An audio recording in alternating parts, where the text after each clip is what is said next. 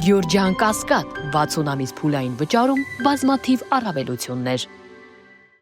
Եվրամիության ընդլայնման եւ եվրոպական հարևանության քաղաքակրթության հարցերի գերագույն հանձնակատարը հայտարարել է, թե Եվրամիությունը բանակցություններ է վարում Ամերիկայի, Ադրբեջանի, Թուրքիայի հետ թրիփ նախագծին հնարավոր մասնակցության վերաբերյալ։ Սլովենացի Մարտակոսի այս հայտարարությունից թերևս կարելի է եզրակացնել, որ օգոստոսից քննարկվող թրիփ նախագծի հնարավոր իրականացումը չի ներառում Հայաստանի առաջարկները։ Եվրամիությունն ունի իր սեփական առաջարկները եւ շարունակում է խորհրդակցությունները Թուրքիայի եւ Ադրբեջանի հետ։ Բրյուսելում Ալիևի օգնականն էր նաև հայտնել, թե ադրբեջանական կողմը առաջարկել էր Եվրամիության մասնակցությունը այսպես կոչված Զանգեզուրի միջանցքի նախագծին։ Օրեր առաջ էլ լրագրողները Հայաստանի փոխարտգործնախարարից էին փորձել տեղեկանալ Թուրքիան հնարավոր է իր մասնակցությունն ունենա թրիփ նախագծում։ Մնացական Սաֆարյանն հայտնել էր, թե կողմերը պետք է դրա համաձայնությունը տան, թե որ երկրների մասին էր խոսքը Սաֆարյանը չի հստակեցրել։ Գործընթացը նորմալ շարունակվում է։ Հայաստանը որպես անկախ պետություն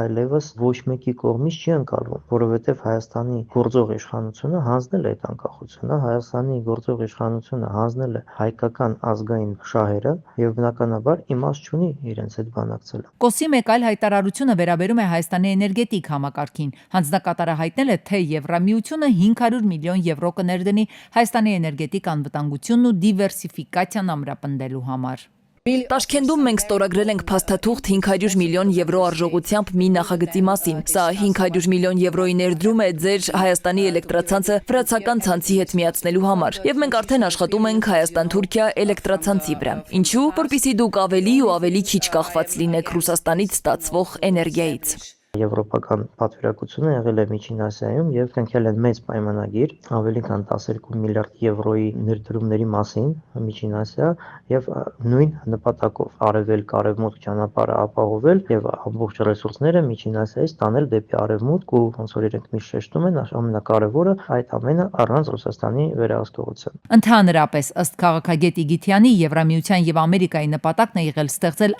արևելք արևմուտք միջանցքը, որպեսզի Միջին Ասիայի ռեսուրսները հնարավոր լինի տեղափոխել Եվրոպա, իսկ Եվրոպան կարողանա զենք մատակարարել Միջին Ասիային, եթե Միջին Ասիայում ստեղծվի հակամարտություն Ռուսաստանի դեմ, որի շուրջ իհարկե արևմուտքը հիմա ակտիվորեն աշխատում է։ Այնուամենայնիվ Կոսը լավատես է եւ հավատում է, որ Հայաստանի եւ Ադրբեջանի միջեւ վերջնական խաղաղություն կհաստատվի հաշվի առնելով այն հանգամանքը, որ Ադրբեջանի իշխանությունների հռետորաբանությունը չի փոխվում այդ երկրի նախագահն օրակարգում է պահում այսպես կոչված արևմտյան Ադրբեջանի նարատիվը։ Ես եղել եմ Բաքվում, խոսել եմ Ադրբեջանի նախագահի հետ, ինչպես նաև Երևանում խոսել եմ ձեր նախագահի, ձեր վարչապետի հետ։ Երկու երկրներում էլ ես շատ դրական ազդակներ ստացա։ Այնպես որ այո, ես հավատում եմ, որ խաղաղությունը հնարավոր է եւ գիտեք, այնինչ տեղի է ունենում հիմա, արդեն զարգացում է դրական ուղղությամբ։ Դրսից հետևելով դուք գուցե կարող եք կասկածամիտ լինել, թե արդյոք մտադրությունները իրական են։ Եվրամիության բարձր հանձնակատարը Հայաստանի եւ Ադրբեջանի միջև վերջնական խաղաղության հաստատման հարցում կարևորում է նաեւ Թուրքիայի դերակատարությունը։ Կոսը հայտնել է, թե ինքը զգում է, որ խաղաղության կարգավորման գործընթացը իրական է, քանի որ ըստ նրա ներգրաված է նաեւ Միացյալ Նահանգները։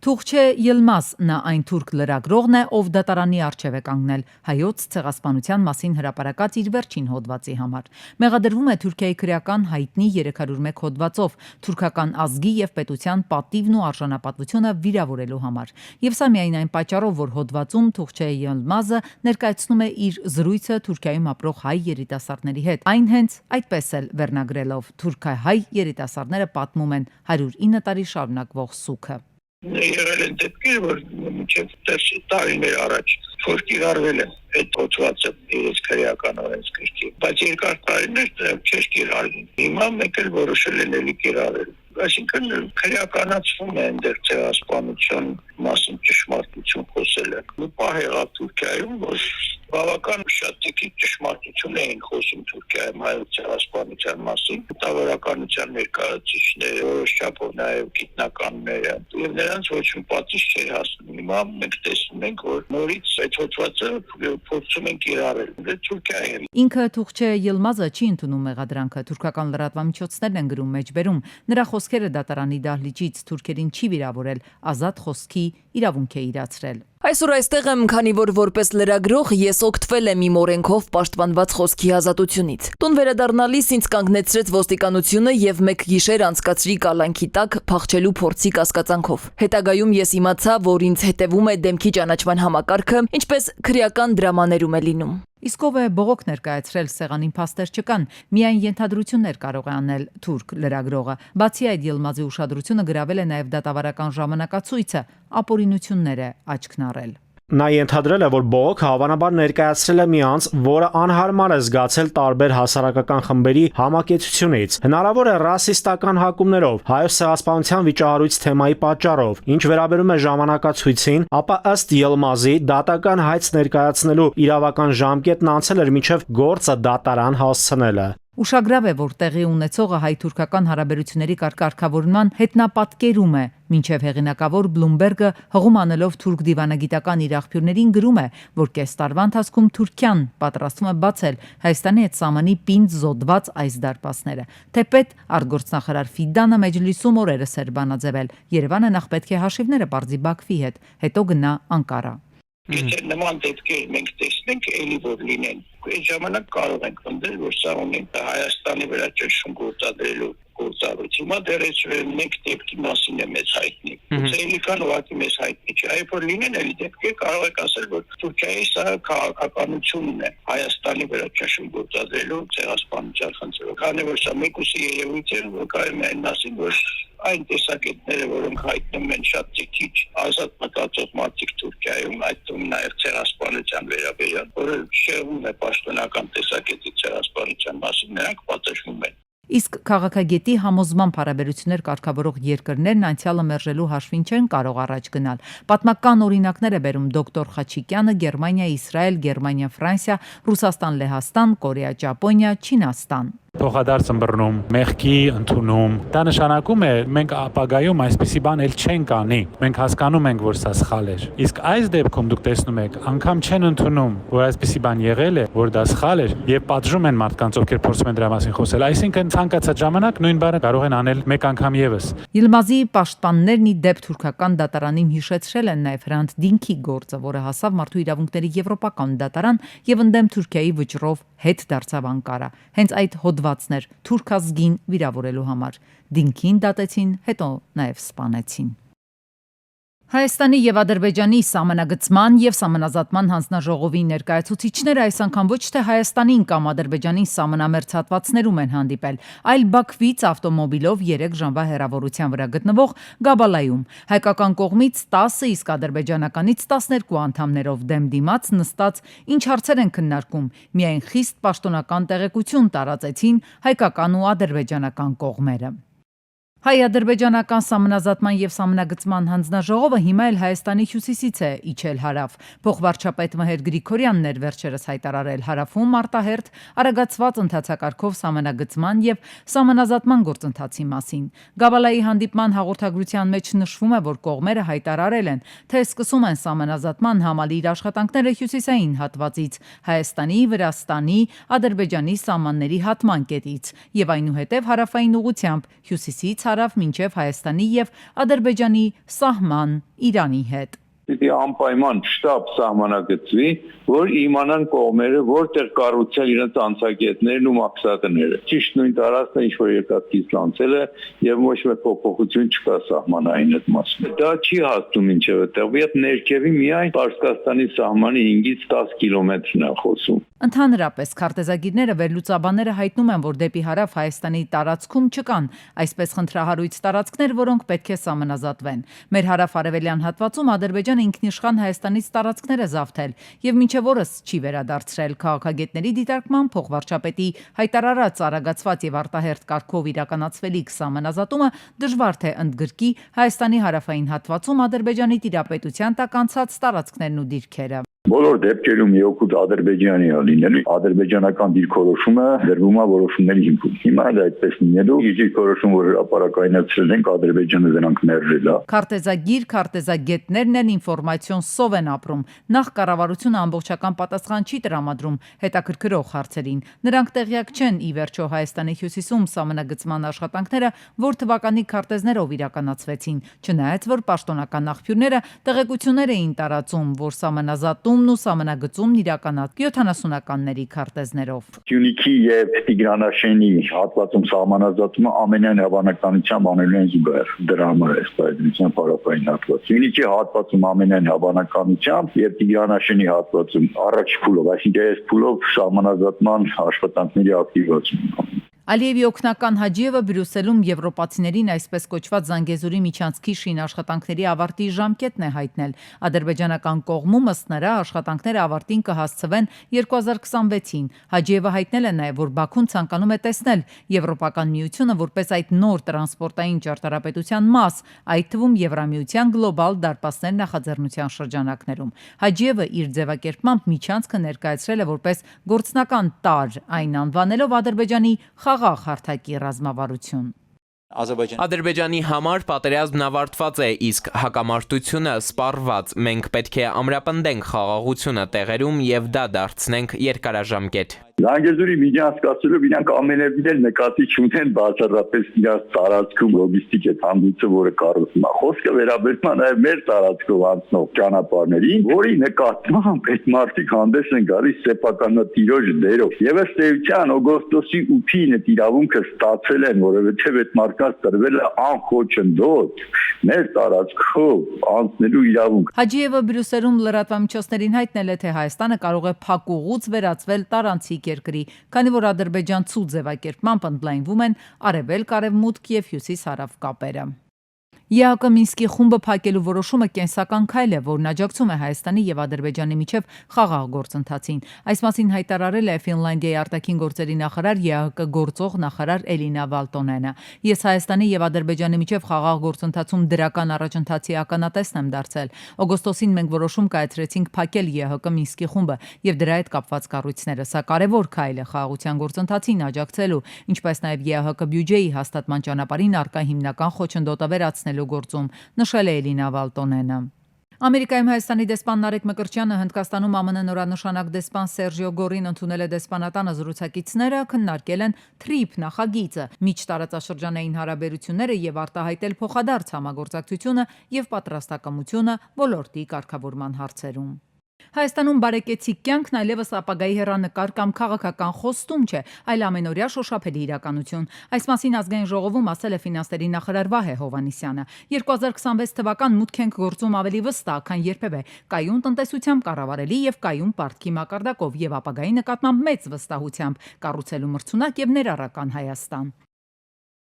Նոյեմբերի 19-ի դրությամբ Հայաստանի քաղաքացիություն ստանալու համար դիմել է 23122 արցախցի, քաղաքացիություն ստացել է 15819։ Այս մասին հայտնել են Հայաստանի ներքին գործերի նախարարությունից, որպեսզի արցախցիները կարողանան օգտվել բնակարանային ապահովման պետական աջակցության ծրագրից, պետք է ունենան Հայաստանի Հանրապետության քաղաքացիություն։ Ըստ աշխատանքի եւ սոցիալական հարցերի նախարարության նոյեմբերի 7-ի դրությամբ բնակարանային ապահովման պետական աջակցության ծրագրից օգտվելու համար հավաստագիր է ստացել 3323 ընտանիք, որից 1237-ը արդեն ստացել է հավաստագիրը։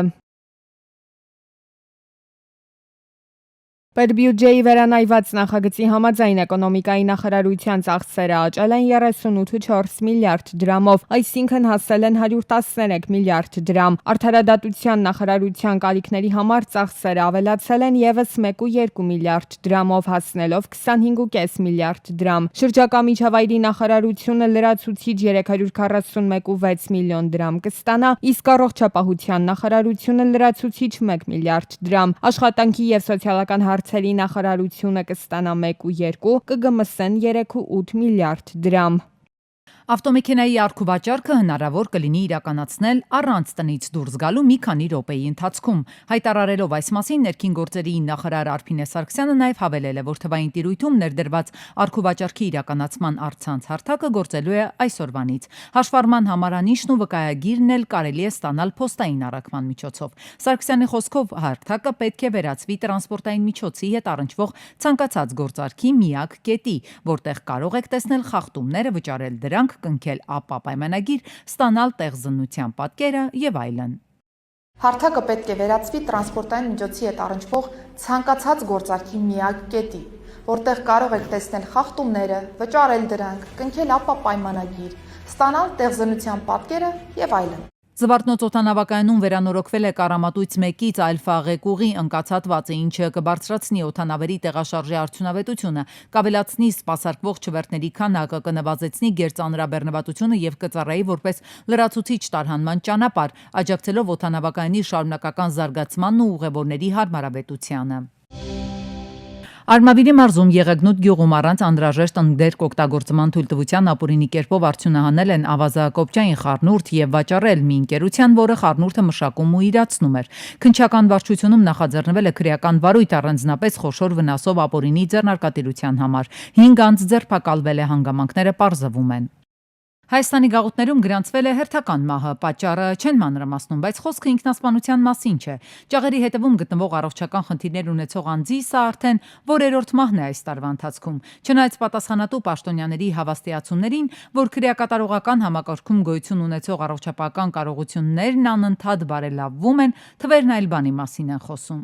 Օրինակ 20 թվականին ամբողջ տարվա ընթացքում, եթե չեմ սխալվում, արձանագրվել ընդամենը 5 մահվան դեպք։ 25 թվականին արդեն 11 ամիսների ընթացքում փաստորեն 22-րդ մահվան դեպքը գրանցվեց, որոնցից ասեմ 9-ը ինքնասպանություն, մնացածը մահեր են առողջական պատճառներով, ուղիղ առողջապահական, ինչ-որ սոմատիկ հիվանդություններով պայմանավորված եւ այլն։ Գաղութներում առողջապահական համակարգի որակը բարձրացնելու նպատակով այն սկզբում Արդարադատության նախարարության ենթակայությամբ էր, իսկ տարիներ առաջ անցավ առողջապահության նախարարության ենթակայության տակ։ Չնայած ոլորտի կառավարման հմտություններին դրական ազդեցություն ոլորտի վրա դա չունեցավ։ Այն մարդիկ, որոնք որ գտնվում են քրեակատարողական հիմնարկներում, պատշաճ բուժօգնություն չեն ստանում։ Շատ դեպքերում այդ հերթագրումը, երբ որ հասնում է, իրենց ցավոք սրտի այդ մարդիկ արդեն կենթանի չեն լինում։ Ամիսներ շարունակ զրկված են դեղորայքից։ Մենք շատ սերտորեն աշխատելով մեր գործընկերների հետ անընդհատ բարելավում ենք եւ բժշկական ծառայությունների հասանելիությունը եւ պայմանները, որոնց որ տրամադրվում են բժշկական օգնություն։ Արմավիր քրեակատարողական հիմնարկում ըստ ոլորտի պատասխանատուների ստեղծվել է ստացիոնար բաժանմունք, որտեղ տեղադրվել են հետազոտական սարքավորումներ հիվանդությունների վաղ հայտնաբերման համար եւ այլն։ Իսկ ինչն է այդ դեպքում քրեակատարողական հիմնարկներում մահերի այս թվի պատճառը։ Անձնակազմի բժիշկների քույրերի աշխատավարձերը վերջին տարիներին էականորեն չեն փոխվել, այսինքն բարձրացում չի եղել, իսկ դա ուղիղ ազդում է տրամադրվող մատուցվող ծառայությունների որակի վրա։ Քրեակատարողական համակարգը ըստ էության լքում են նրանք, ովքեր ունեն ավելի լավ վարձատրվող այլընտրանք։ Բացի այդ, բավականին անհամաչափ են ստացիոնար բուժառուների համար նախատեսված տեղերն ու իրականում այդ ծառայության կարիքն ունեցող դատապարտյալների թիվը։ Դատապարտյալների հիվանդանոցը ինքը շատ վատ հաստատություն էր, այսինքն ինքը շատ հեռու էր բժշկական հիմնարկ կոչվելուց, բայց իմ կարծիքով մենակ Արմավիր բժշկական կենտրոնում 90 մարշչականանոց բաժանմունք բացելը չի կարող, այսպես ասած, լիարժեքորեն բավարարել կարիքներին։ Քրեակատարողական հիմնարկներում այս տարվա ընթացքում մահերի զգալի մասի մահվան պատճառը ըստ շրջանառվող տեղեկությունների եղել են քրոնիկ հիվանդությունները, այսինքն եթե մարդու գաղութում հայտնվելուց հետո լինեին մոնիթորինգային աշխատանքներ, օրինակ ճնշման խնդիր ունեցողը պարբերաբար ստուգումների ենթարկվեր, գուցե կանխվեր վիճակի սրացումն ու որպես հետևանք նրա մահը, այսինքն այստեղ ըստ մասնագետի ոչ թե ռեսուրսների, այլ կառավարման խնդիր կա։ Թռնելով, բռնելով Մասից խոշորացված համայնքի գեղանիստ բնակավայրի 26 եւ 25 փողոցների նրբանցքում Միքայել Այնչանես կհայտնվեց ցեխաջրերում, պատճառն այն է, որ տևական ժամանակ է խմելու ջրի խողովակը վնասվել է։ Կանանիքը ընկնում են ցեխի մեջ, այնտուրից բռնում շուրեն գալի ցեխի մեջ։ Խաղալն ախպեր մեկ են պայասը դրել, ոտնոս դոմա աստում։ Պարբերաբար հազանգիրից հետո վեոլյա ջրից եկել են, բայց սահմանափակվել են միայն վնասված հատվածը փայտով փակելով։ Կար ժամանակ հետո նորից պատկերը նույնն է։ Սարև ես զանգել եմ Հարևանը զանգել է, աղջիկները զանգել են Վիոլա ջուր։ Եվ ինչ են պատասխան։ Բաում գիծնա։ Մեր գիծը չի, շոճը գդրած ինչես փողը հավաքը։ Խմելու ջուրը հոսում, լցվում է հեսա մարդկանց ջերմոցների, պատերի, հիմքերի հերն անիծում է պարիսուների, նաև ջերմոցի։ Հիմա ով է պատասխան տալու չգիտենք։ Հաշվի առնելով, որ օրերը գնալով ցրտում են, ցեխաջրերը շուտով սառույց կդառնան, որն ավելի վտանգավոր է, բնակիչները դիմում են Արարատի մարզպետին։ Շտաբ քայլեր ձեռնարկելու պահանջ են հղում։